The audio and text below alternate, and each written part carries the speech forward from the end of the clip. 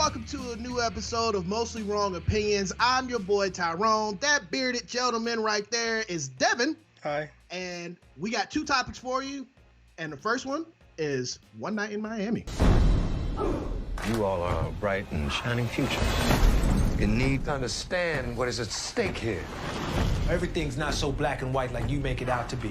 But we are fighting for our lives. You know I know what's going on out there, right? This movie right here is directed by Regina King and is written by Kent Powers.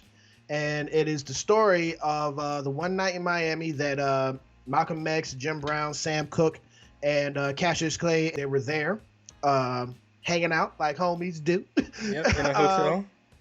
Yeah, and they talk about some heavy stuff in this film. And it's kind of funny how it gets started because it seems like Malcolm X calls the meeting, and I don't know why anyone thinks Malcolm X is about to party, but Cassius Clay and Sam Cooke, you know, they got the liquor, they ready to go. They know exactly they want to go. Sam Cooke is wearing this crazy purple suit. He's like, yeah, let's do it. And you know, you look sharp to me though. Yeah, it look dope. But Malcolm X, you know, he's sitting there. He's like, I called this meeting for, and it's like, oh shit. Tonight is a chance for us to reflect. You mean no one else is coming? Well, It was not to celebrate. The optics of that meeting to me was very important. You know, as I said in the last movie review that we did for the United States versus Billie Holiday, that being a artist and being black, being a black artist, and going through, if I had to go through the things that they had to go through, I don't know if I'd survive. I don't know. I think I'd go crazy, man. Well, it's good that you mentioned it because that's all I could think about was that movie when I was watching this one, because this movie avoided all the pitfalls that United States versus Billie Holiday fell into. Like, they didn't explain things. They didn't say anything. They just revealed it. And it was just like a punch in the face every time. You felt like Cassius Clay was just hitting you every time.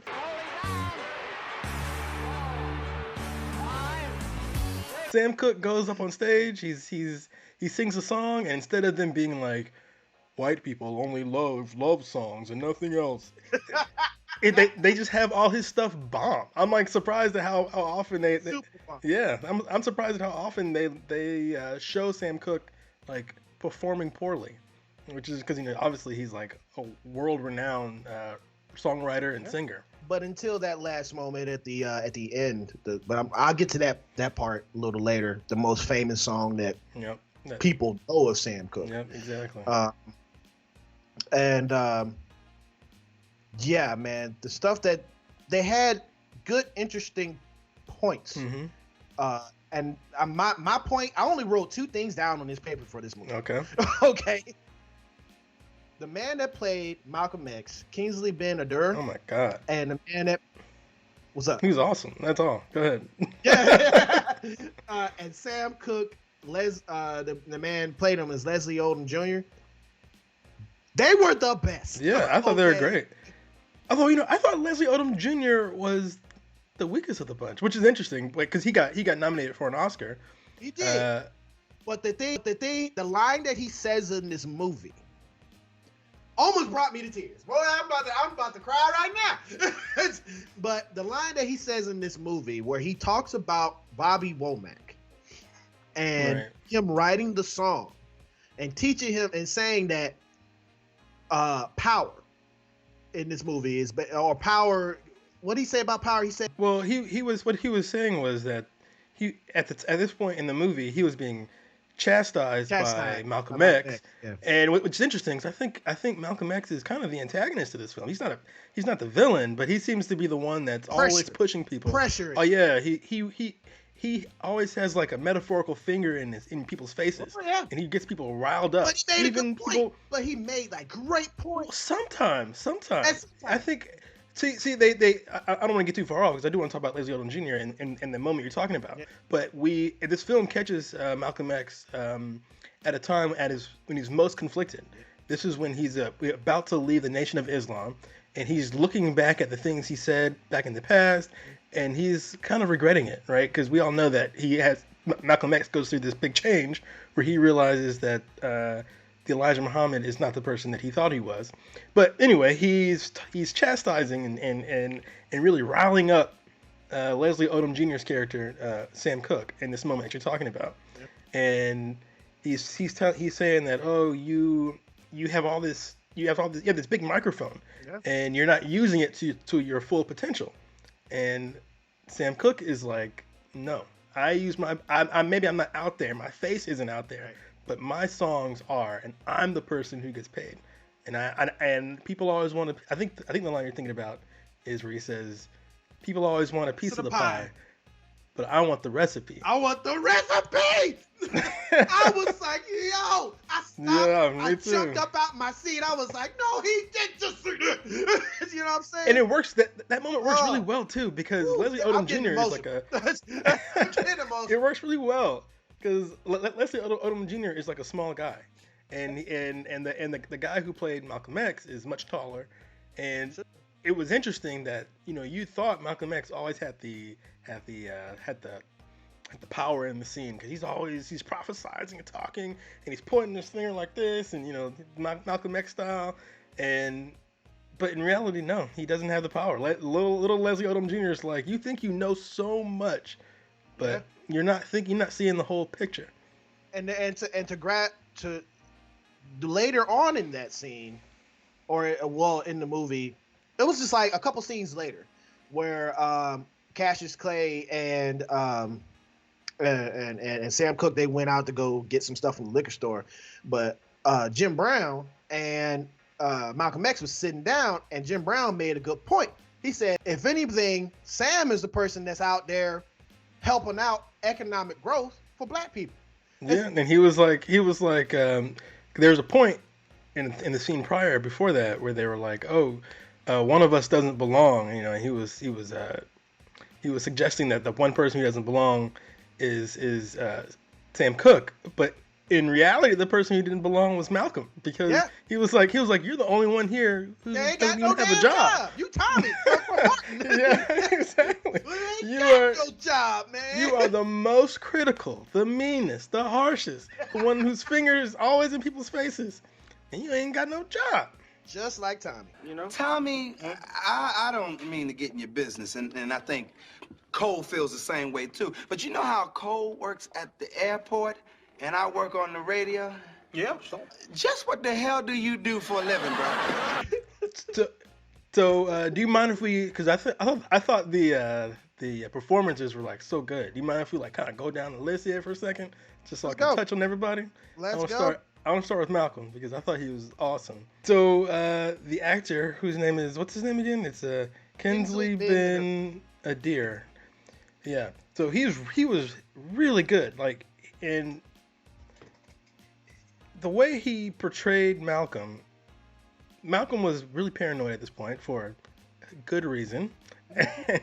And so like they showed him always peeking out of windows and looking over his shoulder and checking the light bulbs because he thinks the room's bugged, and they have to go to the rooftop to have a candid conversation because he doesn't like being in the room, and his like twitchy, uneven, like strangely like unsure of himself version of Malcolm, I think is really good. The air up here is cooler.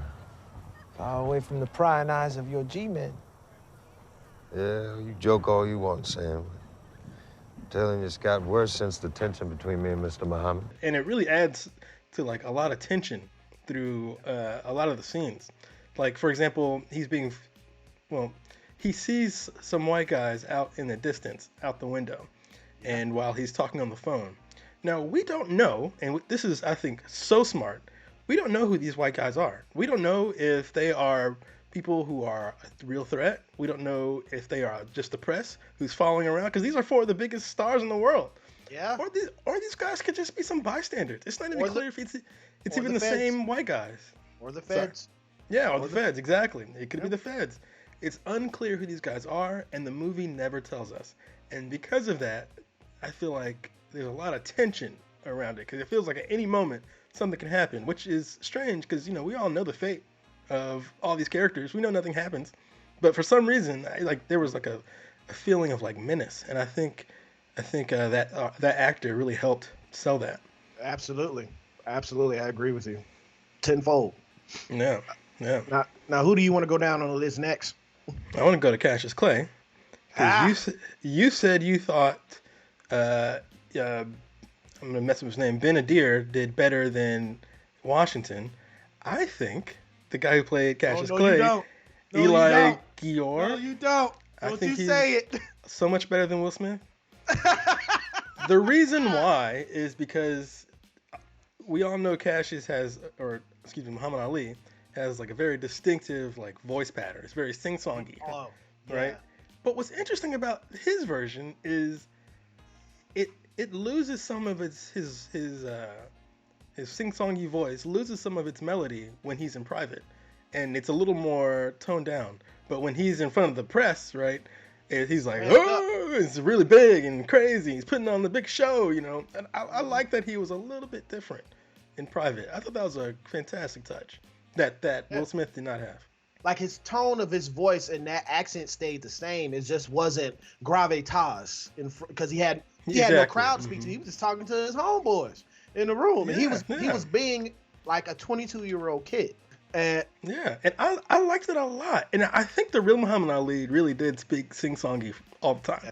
But I think this actor chose to like tone it down a little bit when he was in private, and it made him feel more like a real human. Yeah. Like someone who was both putting on a show, and he's putting on a show in public, but in private he can be a lot more soulful, and I like that a lot. Like it's like a small little detail that Will Smith didn't have. Oh my goodness. Cash. Cash? What? Cash, what? Why am I so pretty? Let's go to Sam Cooke. Sam Cooke, played by Leslie Odom Jr. He is the man who's nominated for Best Supporting Actor, right? Yep, Best Supporting Actor. Yep, and he was also in Hamilton, where he killed it there too. I loved his character. I liked his character because he represented like the hopes and dreams of a musician. All right there, like everything. You want to write a good song. You want people to. And he's making a lot of money. Boy, he making a lot of money. Making a lot of money. What's the line he said when he bombed on that stage? He felt like crap. He felt horrible. And when his manager came in there and he was like, "It's how to bomb on stage," or he was like, "Oh, giddy or whatever." He grabbed him up and he's like, "Motherfucker, has you ever made $250,000 on a show?" I have. And then he pushed him out there, out the dressing room, and basically he's saying like, "Yo, my performance rides on everything, and if I don't get the response that I'm normally used to getting, I ain't gonna get the paper that I'm normally used to getting. If I don't get the paper that I'm normally used to getting, I don't have the power." And I feel like his role, because everybody in that room were all rebellious in their own way. Yes. But he was rebellious in a less flashy way, and Malcolm X thought he wasn't rebellious at all. He thought maybe he wasn't even down for the cause.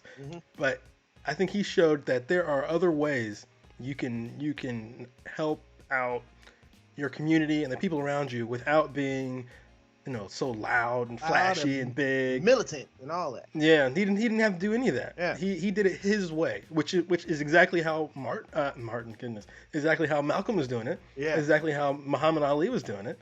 That's exactly how everyone in that room was doing it. He was doing it his own way, and his way happened to be a little bit quieter. Yeah. But equally, if not more powerful than other people. Right. I liked how when they came back into the room, when Muhammad Ali and Sam Cooke came back into the room, and Sam Cooke just wanted to get back out there and party. Right. But right. they sat down, they talked a little bit more, and he basically said, "You been how many shows you been to?" And he said he been to 5 shows, and he said about the one in Boston, and the one in Boston. That scene almost made me cry. Man, I'm such a big old softie. You know what I'm saying? Yeah. And because music just hits me so different. And he talked about him doing a show with Jackie Wilson, slimy mother. You know what I'm saying? Slimy, no. Jackie Wilson was opening up for Sam Cooke. And how dare him when Jackie Wilson got off stage, he unplugs his mic and everything just messes up. Darling, you. Sam Winner. What? Mm-hmm.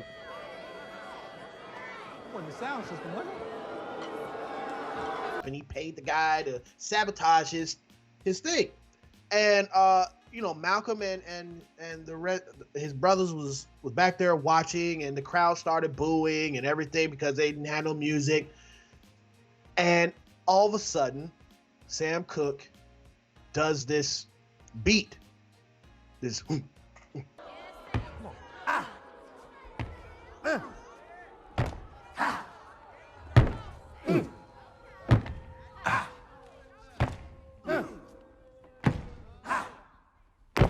All together, yeah. Everybody.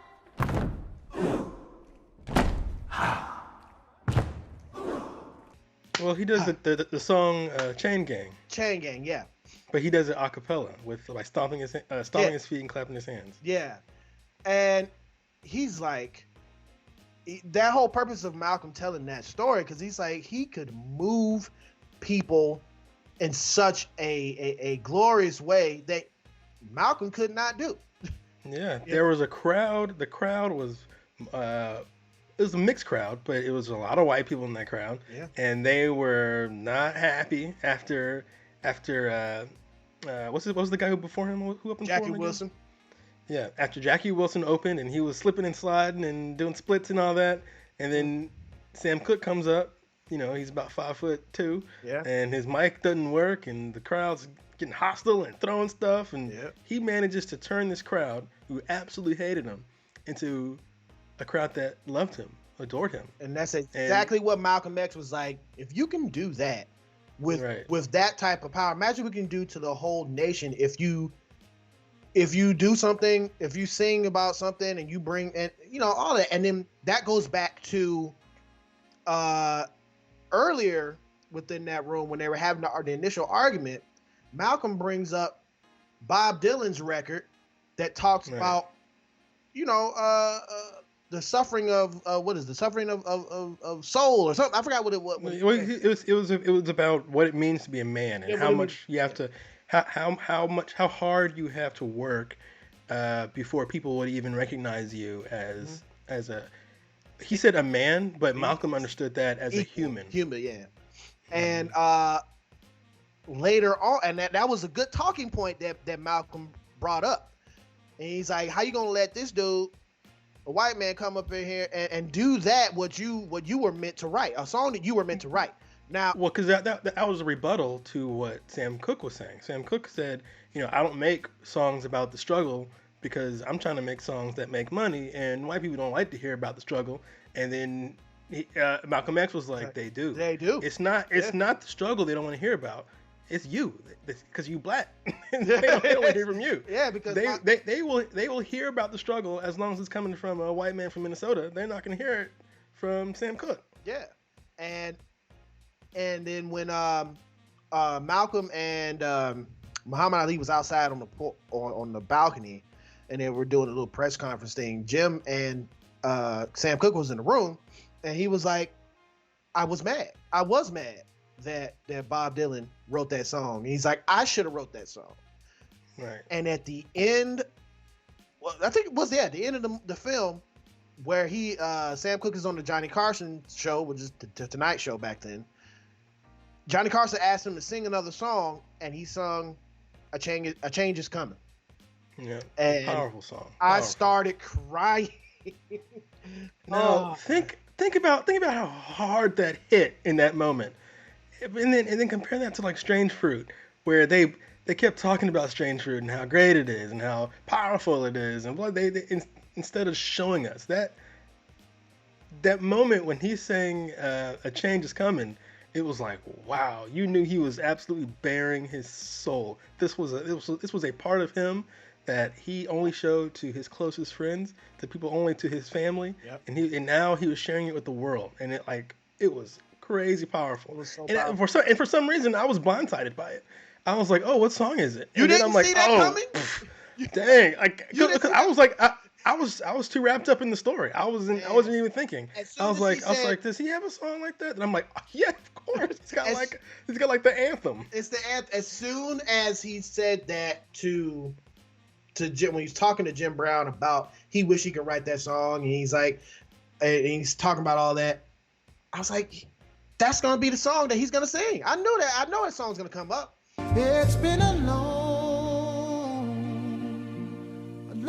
time coming, but I know change gonna come. Oh, yes, it will. Yeah, it was great, and people still talk about that song. I hear that song just like on the radio, just like out all the time. Just crazy. But we are. There's one more person that was in the room that we're not talking about, and I think it's because he had the most, I guess, subtle performance, and that was Jim Brown. So the actor Eldis Hodge, who played Jim Brown, he had a much more subtle performance, not as big and flashy as Muhammad Ali, or as like conflict-ridden and angry as Malcolm X. He was much more assured of himself, and he let everyone know that he was very confident and assured of himself. So it was much more subtle, but I think he had some really, really awesome moments, and he had this line that I thought was super powerful, where he talks about how, there are some white people that are just like falling all over themselves to be nice, to show that they're nice to black people. And then, but when black people aren't like falling all over themselves to be like, oh, thank you very much, oh my God, thank you, they get upset, and it's like, why do you get upset? It's like they expect. He drew a comparison to like a dog. He was like, would a dog thank you for not kicking it today? Yeah. I was like, dang, that was really There powerful. was so many powerful lines in this movie, man, and that's one of them that stood out to me also. So yeah, and he also said that he prefers, and this worked really well when you think about his first scene when he was down in Georgia. Mm-hmm. He said he prefers the rednecks who just wear their anger right on their sleeves. He prefers that because then he knows where they stand. It's the other ones that are a lot more subtle. That's so much scarier. And I feel like that hit so hard, especially in today's climate. Exactly. Oh my gosh. That is just like what Charlamagne the God always says on the Breakfast Club. He said, "I'd rather have overt racism than covert racism." Yeah, exactly. And I've always thought that the best thing to ever come out of the Trump administration was that all the racists wore color-coded hats. I'm like, great. I know exactly who you are now. Awesome. I know, and I've been dealing with racist people my whole life. I know how to navigate you. I know how to work around you. It's the ones that are so quiet, and you don't know what they're gonna do. To me, that's terrifying. And I feel like he really that line really brought that to home. I really like that line. Yeah, man. Every person in this film did a good job, but I feel there should be a Best Actor award for Kingsley Ben-Adir, man. Yeah, me too. To be honest with you, killed it. Oh my gosh! When he was talking, I was getting worked up, and I'm like, Devin, this is not actually Malcolm X. Like, calm down. That we're making progress in this country and worldwide? No. I will never say that progress is being made. If you stick a knife in my back 9 inches and pull it out 6 inches, there's no progress. If you pull it all the way out, that's not progress. The progress is healing the wound that's a blow made. And they haven't even begun to pull a knife out, much less try and heal the wound. They won't even admit the knife is there. I was like, yeah. Like, oh wait, hold up, no, this is just a guy. Yeah, It's awesome. There's an actor. This is just a movie that's depicting something that happened over 50, 60 years ago. So, But we are not talking about the elephant in the room. The biggest talking point about this movie is that Regina King, the director, yes, was not nominated for an Oscar. I don't know how. I mean, this is her directorial debut. Yeah, this is her debut. Yeah. Debut. It's like, sound like Yoda. Debut first, are you? Yeah, exactly. But she didn't get nominated. And what's funny about that is by her not getting nominated, it seemed only to underline the whole theme of the movie, that Black people can sometimes do awesome, incredible things that'll move the world, set records that'll never be undone, make music that people will celebrate for years. But in the moment, most white people will dismiss it. They'll say it's a one-off. They'll just be like, well, she got lucky, and move on. So I feel like they accidentally underlined the whole theme of this movie by not even nominating her for an Oscar. Like, that's crazy to me. Yeah, it did bring them not doing that brought some strong talking points to what the actor that played Malcolm X was talking about in this movie. You know, and it goes back to Kanye West. Even if you're in a binge, you're still a nigga in the coop. Yeah. So and when the nominations came out and she didn't get nominated, it kind of reminded me that no Black director has won Best Director. Wait. Nope. No Black person's won Best Director. Wait. Didn't No. what am I? No. What am I going? Wait. What am I? Why my mind is going crazy right now? Black Klansman. He got nominated, but he didn't get Spike Lee. He got nominated. He didn't win. I could have sworn he won. He won writer for that movie. I think it was for that movie. But hold on. Wait a minute. no Black man's ever won director. No Black person's ever won director.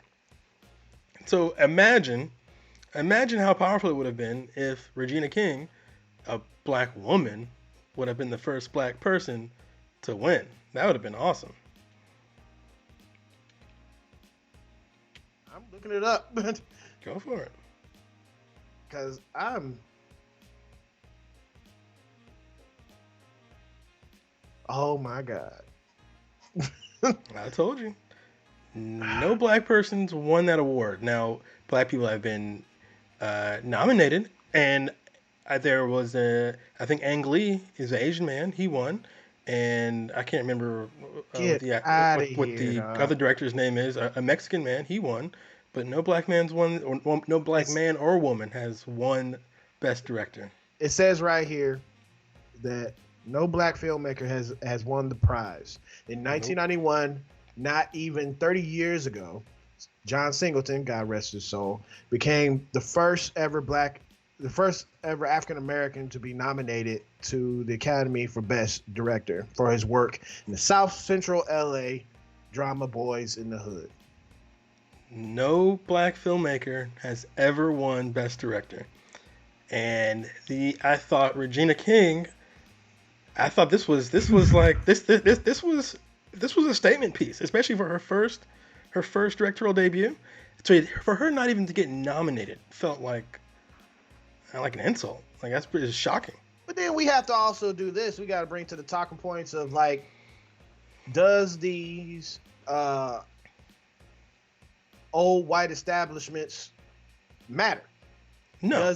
Does it matter for an Oscar? Shoot, does it matter for a Grammy for if me and my band ever win a Grammy? Or it doesn't matter. It'd be nice, Well, the thing about the Oscars, and I think the Grammys work the same way, but I know the Oscars work this way, is most of the people in the Academy don't watch these movies. They haven't seen them. What they do is they have a team of people who give them a list of movies they think are Oscar worthy, and maybe they'll watch a clip maybe they'll watch the whole thing. Maybe they'll watch one or two, but very rarely do they watch all the movies. And yet they still throw their vote in. So that tells me they're not taking it seriously. So why should we? So you're right, it doesn't matter. So, but it is still a shame, and because it is still the highest award that can be given to a filmmaker. Yeah. And the thing about an Oscar is, unlike a Grammy, an Oscar changes your title. Like most people, they win one Oscar. If they ever win an Oscar, they'll win an Oscar one their whole lifetime, and they will forever be known as, the Oscar winner, such and such. So you can win so many Grammys, but you can only win one Oscar. So it's like a big deal to even be nominated. And I feel like for them not to nominate Regina King is really shocking. It makes me want to go back and look at the nominees to say who they thought was better, because I thought she knocked it out of the park. Let's do it. So I'm looking at the Oscar list, and yep, David Fincher talking about Mank. Mank is a Netflix movie that is about Hollywood, so of course people in Hollywood would like it, and it's David Fincher, so you have to, I feel like he's probably gonna win. He's got a great chance there. A lot of these other films, I've never even heard of some of these films. I haven't even seen them. Although I did see A Promising Young Woman, which is awesome, and I think probably out of this list I would give it to Emerald Fennell. Every week, I go to a club. I act like I'm too drunk to stand. And every week, a nice guy comes over to see if I'm okay. You okay? You are so pretty. I am a nice guy. Are you? But yeah, I can't. It's hard to believe she wasn't nominated. Looking at that list, Oh no, man. This it's like, if I have to rate the Black empowerment movies that I've seen recently, from Judah and the Black Messiah to United States versus Billie Holiday, and this One Night in Miami, I gotta put it to which ones that made me feel, how it made me feel, and also performances wise. I will rate, even though I I know how you feel about the Billie Holiday movie, I'm putting Billie Holiday movie over this. It's not a competition, but I'm putting Billie Holiday movie over this, and I'm putting Judas and Black Messiah last. But I do think this movie. I think my list would be the exact opposite. What would you put? I think I'd put Billie. I think the Billie Holiday movie felt like a Lifetime movie to me, so I couldn't rate that anywhere near high. Like I think it's probably it's just above Zack Snyder's Justice League for me as far as everything we've watched. I thought it was like a Lifetime movie, but I would put I'd probably put Judas. I don't know. I think it's a competition for me between Judas and the Black Messiah and this one. Judas and the Black Messiah felt bigger. The knock on this one is it was based on a play, and it looked and felt like it was based on a play. Yeah. Because the entire film was pretty much staged in a single room. Yeah. So it felt small, which is interesting considering how big the characters are. Yeah. And they're acted big, and they feel big, and they feel almost cramped in this small room, which is really, I think that's awesome. That's a credit to Regina King. But it is a much smaller movie, so I don't know. I might put Judas and the Black Messiah up top. What's your rating for this film? I know I've been giving a lot of these out lately, from Justice League to I gave Billie Holiday a 10. Actually, I think I'm gonna give this a 10 too, man. Okay. I think I'm gonna give this a 10 too. This is not a 10 for me. I can't, just to be clear on what I think is a 10, I feel like a 10 changes your life. Like you're a different person after you've seen it. And so I think you maybe for me, I've only seen maybe 2 10 movies my entire life. So I'll probably never give a 10, like unless I just, I'm a changed man afterwards. But so I can't give this a 10. I don't think this is a 10. I think this is probably like an 8.5. Okay. Simply because it feels small. And there was a point in the film where I was like, where are we going? What are we doing? And it took, for me, it took a little bit of a minute to like go. Yeah, let me take back that 10 for a second. I'm about to take that back. You're right, because I started getting a lot more interested about 40 minutes before it was done. Yeah, So you're right. I would have to go with 8.5 with it too. And that interesting parts happened because of Malcolm X, man. Yeah, totally. Yeah, exactly. They bring it, so like the movie keeps like putting down on this track, right? And you're like, where are we going? Where are we going? And then it's Malcolm X, he's the one who brings it all together. Malcolm X and Sam Cooke's character, they really bring it all together. You're like, oh, got it. Okay, I see. But there was a while, early on where I didn't really understand where we're going, what we're doing. And, my brain was drifting a little bit. But it all came back. So, it was a good movie. I enjoyed it. I'm giving it 8.5. You're giving it an 8.5. Look at that. We see eye to eye. We see eye to eye right here on this episode of Mostly Wrong Kids. It'll never happen again. So. No. Overbreak! You brothers could move mountains without lifting a finger.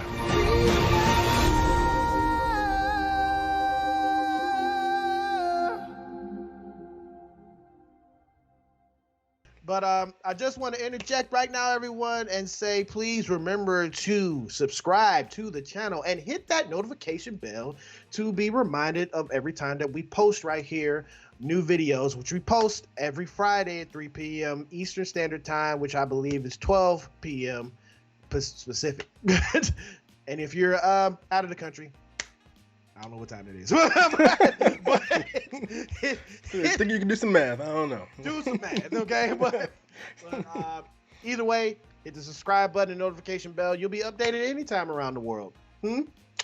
So, the next thing that we're going to be talking about on this chopping block is, of course, Marvel's latest hit right now, The Falcon and the Winter Soldier, Episode 2. 30 seconds! Enjoy your ride, Buck. No, you can't call me that. Why not? That's what Steve called you. Steve knew me longer, and Steve had a plan. 15 seconds to drop. I have a plan. Really? What is it? With this episode, it kind of also follows the theme of race, which I'm, surprised about. It fits in really strangely well, like a little puzzle piece. I wasn't expecting these two films to like click together like that. They really worked. Yeah. And it's because it felt a theme throughout the second episode, which I think is probably going to be throughout the series. A theme throughout the second episode is race. Yeah, and it starts off with the new Captain America that I think is the knockoff bargain bin guy. They show us, what he feels like and how he feels like he has the weight of the world on him and he doesn't want to screw things up. And I find out when he goes there to his high school's marching band and stuff like that. And he's being interviewed for GMA that he doesn't have superpowers. This man ain't got no superpowers. Well, see, I thought that was was an awesome soldier. Yeah, actually, exactly. I thought that was actually a super smart thing for them to do. Because when I was watching this episode, I was just finishing up the first episode, editing the first episode, and it was interesting to see how we were both super against. His name is U.S. Agent in the comics, but we were both super against him. We were like, he's definitely a villain. But then this movie kind of paints him in a much more sympathetic light, and it's, especially in the beginning, it's actually so sympathetic. You could make an argument that he might be more of a super soldier than Captain America, because he is a super soldier. Like he's a truly good guy who was a great soldier. Just want to do well.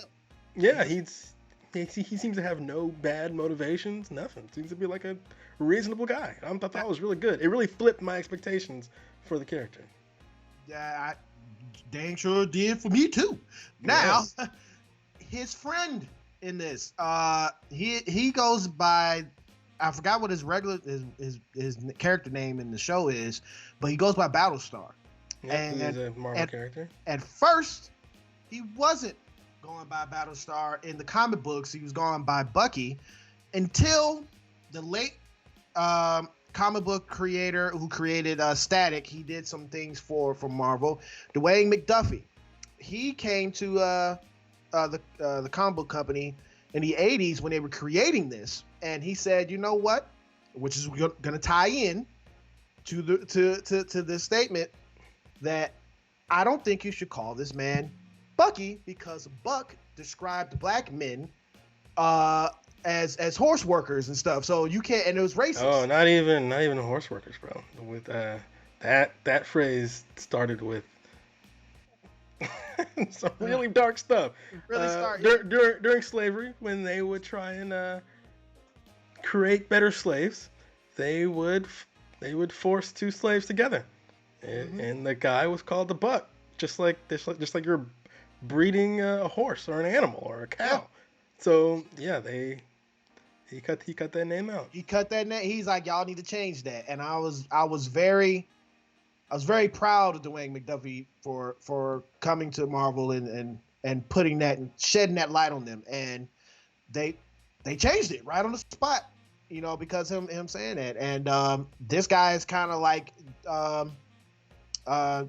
this Captain America's partner, and and is not his sidekick, his partner. Okay, and he considers him and sees him as an equal in this story, and you know, the action. I have to say one thing: the what is this? The promotions for this scene where they were on top of the truck, they did a good job of hiding what goes on. Oh yeah. Because in the actual promotions of this thing, you just see Falcon fly down, and he said, "You got your ass kicked by that little girl." Right. What happened is that Bucky and Sam, they are following this group of initially 5 Captain Americas, super soldiers here. Because they've been stealing like tech or something like that. Or? No, they were stealing medical supplies.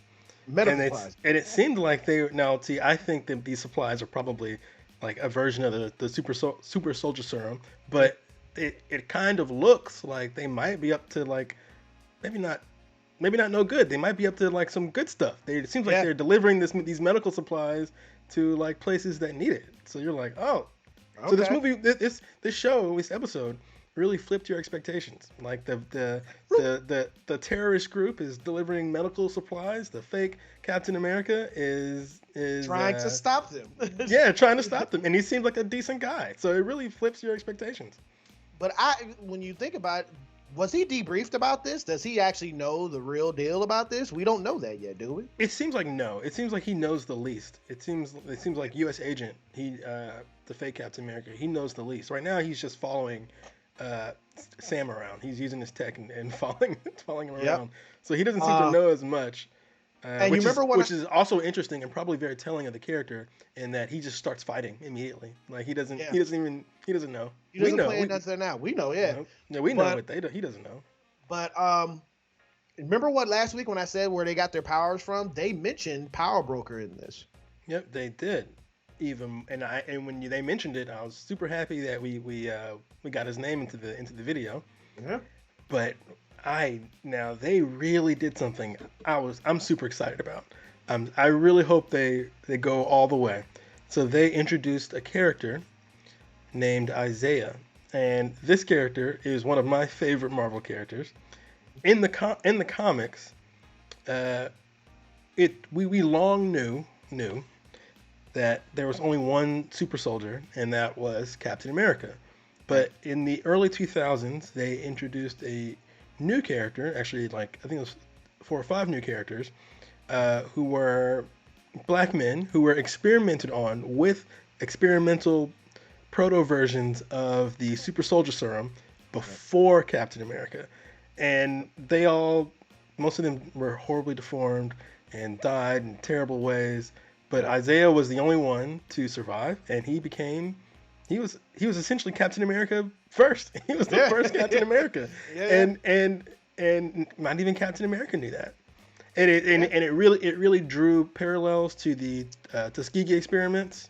Yes, it did. Where they injected black men with syphilis, and most of them died in horrible, terrible ways. So it's a super, super, super interesting comic. I think it's called Red, White, and Black. That's the comic where Isaiah is introduced. Man. Awesome. And we even get to see, sorry, because I'm like nerding out right now.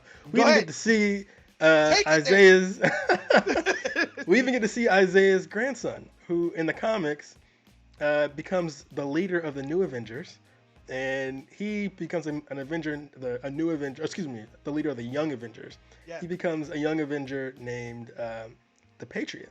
And what's funny about that is the Patriot leads the Young Avengers, and the two of the other Avengers were Wanda's children from WandaVision. Yes. They're setting all this stuff up. They've really set up the Young Avengers. I never thought I'd see the Patriot in like live action. Wait, he's the one who came to the door, right? Yeah. And I was like, wow. And you got to have that type of foresight, like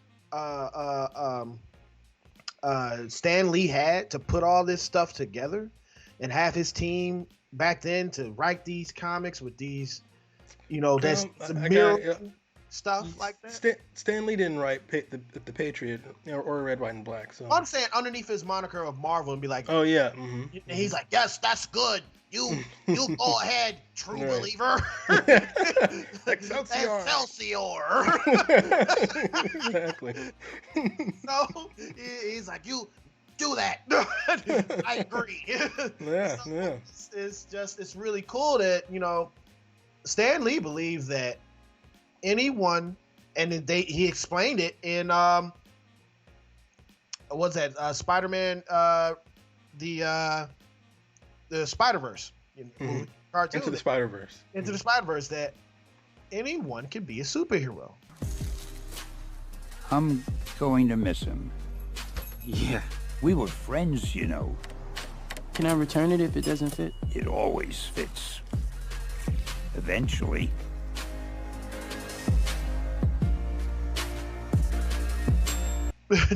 Anybody. Doesn't matter who you are. And it's expressed, definitely. I need Stan Lee to talk to the people, if he was still alive. I need him to talk to the people at Star Wars, because they seem to have lost their way. That's what was frustrating about Star Wars. They seem to have lost their way that anybody can have access to the Force. Anybody could be, maybe you can't be quite as awesome as, Obi-Wan Kenobi or something, but anyone could tap into the Force. I can't. It's too big. Size matters not. Look at me. Judge me by my size, do you? And where you should not. For my ally is the Force. And a powerful ally it is. Life creates it. Makes it grow. Its energy surrounds us. And binds us. Luminous beings are we, not this crude matter. You must feel the Force around you. Here, between you, me, the tree, the rock, everywhere. Yes. And that, to me, I thought was awesome. But now, Star Wars is like, oh, you gotta be part of the Skywalker clan, and you gotta have all this special blood. I hate that so much. But I like you said, powers and being a superhero and being awesome. It's in the Marvel universe, it's like for everyone. Anybody could do it. Even U.S. Agent, who is probably a villain. Probably. Who has no, probably, but he's got no powers. Even he can be a superhero. Yeah. Because he's just naturally like a good guy. I'm like, I like that. That's awesome. Now, let's get back to this Elijah moment. Mm-hmm. When he's inside that house, he gets pretty upset. And explain to the public why he gets upset. So apparently it would seem that he and Bucky have some sort of a history from, it sounds like the 1950s, And this was back when Bucky was the Winter Soldier. He was an assassin. It sounds like, and what's interesting is the person they cast to be Isaiah, he's a younger guy who they aged up. So I'm like, oh, we're going to have a flashback. The flashback's coming. So it sounds like he and the Winter Soldier fought each other. And the Winter Soldier, a.k.a. Bucky, was the villain. I'm like, that's what it fun. sounds like. That's fun. I like it when we can see our heroes from a different perspective. And so from one perspective, Bucky's, Captain America's best friend. He's a good guy. But from another perspective, he's a dead-eyed assassin. And I love it. That's fun. That's good stuff. Sam did not know about any of this. No, and apparently neither did Captain America, just like in the comics. And that one scene, right when they were thrown out his house, Elijah's house, the cops pulled up to them. But they pulled up because Bucky and Sam are arguing. They were arguing in the middle of the street, and these white cops said, "Is he bothering you?" Speaking to Bucky, who's white. Yeah, and he's like, "Are you serious?" and even Bucky said, "He's like, do you know who he is?" It didn't matter if he knew who he was. He was just a black man in the middle of a neighborhood arguing with a white man. Yeah, and I was like, wow, that was kind of powerful. I was like, especially coming from a Marvel movie, they don't. We said this last week. They don't have to do this. And then they showed the imagery that they knew who Bucky was. He violated his parole or violated his meeting, and he was the one that was getting into the cop car in handcuffs. Right, he was the actual criminal. The white guy was the actual criminal, but the cops were ready. They had their hands on the gun. They were ready to shoot the black guy. Yeah. So it's just powerful, man. Yeah, that one scene was just really great, and there was a little bit of really good acting from I don't know who this guy is, just some random guy, who played a cop. And this might have been more directing than acting, but when Bucky asks the cop, "Do you know who that is?" He's talking about Falcon. He's like, "Do you know who that is?" And the cop looks at him, and you could tell he's really looking at him for the first time, because all he saw at first was just a black guy. Mm-hmm. And he's like, oh, yeah, exactly. You're the Falcon. Yeah, he didn't even look at him. He just all he saw was his skin color. That's it. He saw nothing else. Nothing else. And it's moments like that I'm like, Marvel, they're really doing something interesting here. They're doing something interesting. Good. Thank you, Marvel. That's all I can say. Thank you, Marvel. I ain't gonna thank you, because this is the minimum. Now this is the lowest bar you can do, is to acknowledge reality, right? Reality. You're not gonna get no thanks from me, but I will say that they don't have to do this. They could just be like everyone else and live in La La Land and pretend like these kind of things don't happen. And they're not. They are acknowledging that, a black superhero will have a dramatically different experience from a white superhero. And I thought that was really interesting. Like when they're earlier in that same scene, when they're walking up to the house, they see a couple kids playing around. It's a couple of black kids because they're in Baltimore. And the kid says, "Wow, you're the Black Falcon." And the Falcon's like, "No, I'm just the Falcon. I'm not." Yeah, I'm not the Black Falcon. Yeah. He's like, "Why do you see me as the Black Falcon because I'm black?" He was like, "Well, yeah." And he's like, "Are you the black kid?" He's like, "No." I was like, "All right then, you're just a kid." Yeah, I thought that's also really interesting that they always want to couch black characters. They always had to be Black something, Black Panther, Black Lightning. They had to be Black something. He's just the Falcon. How come he can't just be the Falcon? What the hell? It's really interesting. We get to the part that they're in the interrogation. No, they're in the the police station, right. And then Bucky's getting released. Well, Bucky got arrested for violating his parole. Yeah. And so they go to the police station, and Bucky's getting released. Go ahead. And then the therapist that's getting him out, she said, "You got a session. Come on." And then Sam wasn't off the hook. He's like, "You coming too." We're about to go in here and have a good old discussion. And they had a discussion, and they had the staring contest and stuff like that. And I like the comedy when they were getting close to each other, they were scooting all close, and it was like our knees are touching. He was, that was funny. And it was what did Sam say? I forgot what Sam said to Bucky before he left that room. He said, he was talking about, well, again, very much like One Night in Miami. He was talking about being a hero in his own way, because Bucky and the Falcon have been fighting. They fought all this episode, and they hinted at tension in the first episode, but they fought this whole episode and argued. And they argued because Captain America gave Falcon his shield. The insinuation being he wants Sam, the Falcon, to be the new Captain America. But Sam rejected it, and now the U.S. agent is the new Captain America, and Bucky is upset about that. And he really took Sam to task. He was like, "Why did you do that? Captain America trusted you. He wanted you to lead. He wanted you to be the new Captain America. Why did you do it?"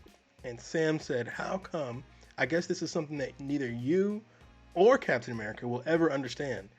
That maybe I did it because I was trying to do the right thing." And it's like, oh, yeah. How come he can't be a hero in his own right? Yeah. It's like that shield is too much weight to bear. You know what I'm saying? It's just not his. No. It's not his. He is the Falcon. How come? Why does he have to be Captain America? Captain America. It's the Falcon. How come he can't be who he is? And it's not to say that he's not honored by it at all. He was humbled. He put the shield in the Smithsonian. Like he was extremely honored. But he has his own path. He can't take someone else's path unless that's the path that he chooses. You know. Yeah. And I thought that was a really good, interesting moment. And he told that lady, he's like, "Thanks for wasting my time, wasting our time." He got up and left, and they come to terms. Now they come to the point to where they somehow Zemo is in this. I love the Zemo reveal. Yeah, they're like, "We're gonna go see Zemo," and then this awesome like music plays. Like, "We're gonna go see Zemo."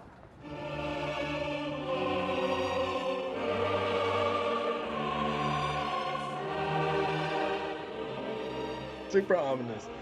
And then Zemo's like in his cell. The only thing is, I feel like, unless they're gonna explain this in the next episode, if Zemo's been locked up, like, why is his cut so fresh? Like he look real like he should be like all grassy, messed up. His hair should long be hair. up. He should look like Zahir from the 3rd season of Korra, The Legend of Korra. Okay. If you guys ever seen that, check that out. It's amazing. He has long hair. He's locked in prison because he's dangerous to the world. And in the story of that, he gets airbending when there wasn't supposed not to be no airbenders, and he gets airbending. He breaks out, but he looks gravelly. You know, that's kind of what I expected Zemo to look like. But he looks like he's been taking care of himself. So maybe they'll explain. Maybe he's been in like some kind of like super cushy prison or something. I don't know. You know, he walked up into the barber's chair in the prison and was like, "Hook me up with the fade." Yeah, he kind of has a fade. He kind of does. Yeah. Give me the freshest line you have. Exactly. Extra crispy. I can't wait for the 3rd episode, to come. And so far, man, this series has been hitting on all cylinders for me, man. Yeah, it's been me too. It's been really good. Like, I think I like all the character beats.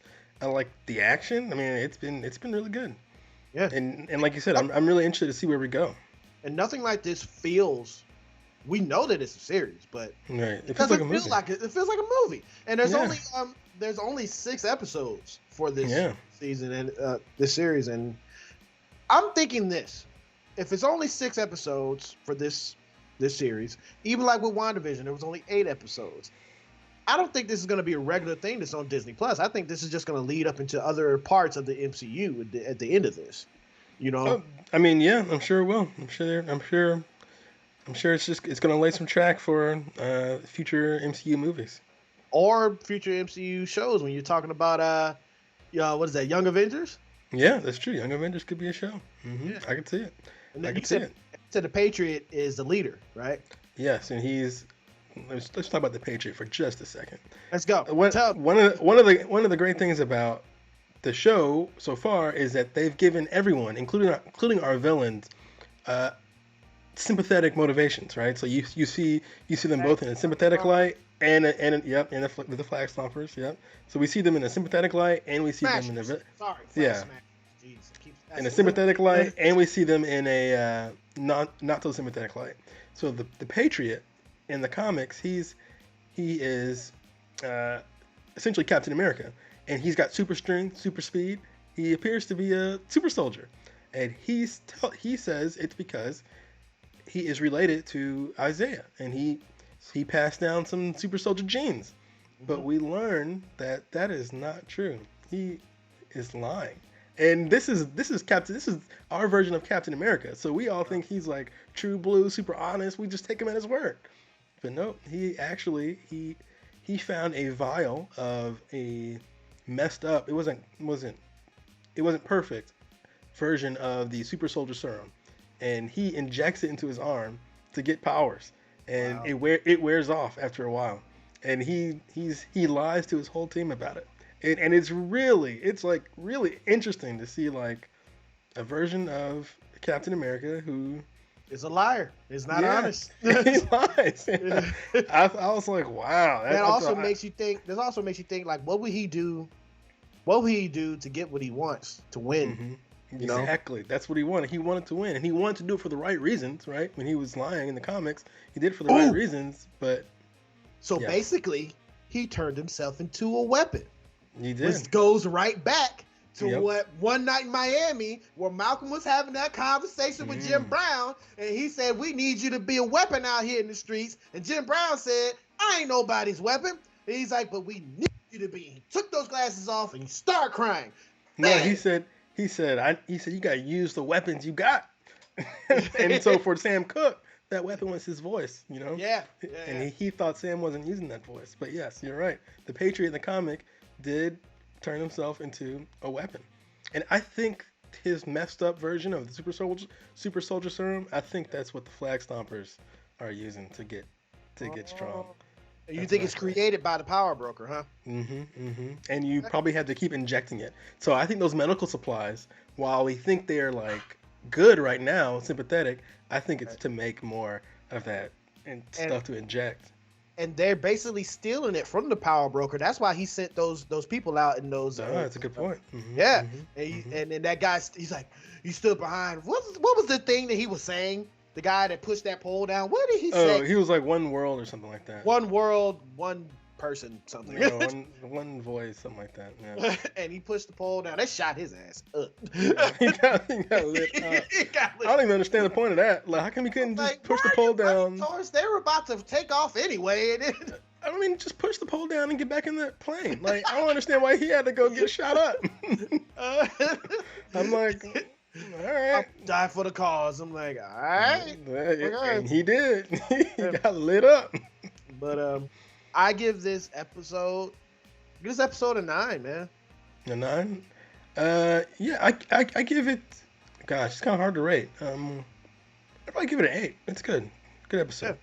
Yep. You know, hopefully, by the end of this, they'll tie a bow in it, and it's gonna come out to a perfect 10 for me. But we don't know. So I don't know. Yep. But so far, I really like what they're doing. I like that we see our villains in a sympathetic light. I like that we see our heroes in a not so sympathetic light. Sometimes everyone feels like kind of real. Like that's amazing. Yeah. How many lights did we see Batman in the Snyder Cut? No lights because it was dark. Same thing for Superman, right? Yeah, exactly. Yeah. It's sad. Yeah, sad. They didn't feel like real humans, but they feel like this show. They feel like humans, and I like it. And that's the thing that Marvel has, is that, like, Stan Lee, man, he's like, I want to make stories about regular, normal human beings being super.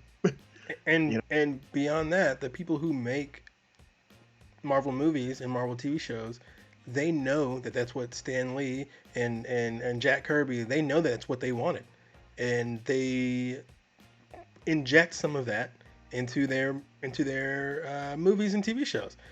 I feel like in DC, they don't really care. It feels like a cash grab over there. Like it feels like they're just cranking stuff out. They're like, look, put a dude in a suit, call him Superman, move on. Who cares what his personality is? No one cares. Just put him in the suit. Go. Does he have muscles? Okay, great. And then go. Can he burn things with red eyes all the time? Yes, awesome. Do it. That will sell toys. Great. And they just move on. It's always about selling toys. Shoot, that's why Static got turned off the air and Teen Titans got turned off the air on WB because they wanted to go with a younger crowd, and they felt that a younger crowd would like the more campier, cartoony type of cartoons for Saturday morning, and they feel like that sold toys. And that's why Joel Schumacher directed Batman movies instead of Tim Burton, because they thought the scary, dark Tim Burton stuff couldn't sell toys, and they thought Joel Schumacher's a neon version of Gotham would sell toys. So not just neon version, but bat nipples. Yep, that's true. It was a thing, ladies and gentlemen. Bat nipples and ass shots. Although I will say, if you go back and watch those movies. Watch those movies with a critical eye, especially Batman Forever as an adult. Rewatch it. It's not that bad. It's not as bad as you think. It's like you're like, oh, I see what he's doing. I don't like it, but I see what he's doing. Especially Batman Forever. I can see that. Especially the way the whole. We can get into this in probably a future episode, but yeah, future episode where the shot where Robin sees his parents killed, and it was pretty opera-like, you know. And I don't want to go too far down this rabbit hole, but Joel Schumacher is a gay man, and he wrote a Batman story about a man who was trying to come to grips with who he was, and like you can tell, I think he's like telling a pretty powerful story here. Now it's buried under a bunch of garbage, but deep down. In its core, I think there's a story about accepting who you are. And Bruce Wayne was struggling that whole time. Remember, he quits halfway through Batman Forever. He's struggling the whole time with his identity. And I imagine Joel Schumacher went through a very similar struggle himself. So anyway, I don't want to keep talking about Batman. Yeah. Even though I got a Batman shirt on, Got a Batman shirt on. But I only brought it up because Batman Forever in particular, there's something in there. There's some gems. Yeah, it's a little something. It's not a great movie now. Don't go rush out and watch it. Don't go look at Jim Carrey doing another version of what he thought the Joker was. So. Yeah, it's pretty much just the Joker. Yeah. Wait, what did he say? Wah! Don't kill him. Yeah. If you kill him, he won't learn nothing. No! Don't kill him. If you kill him.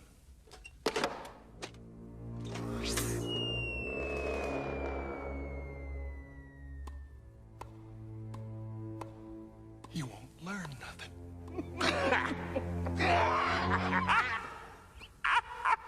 You can't learn nothing. Yeah. Yeah.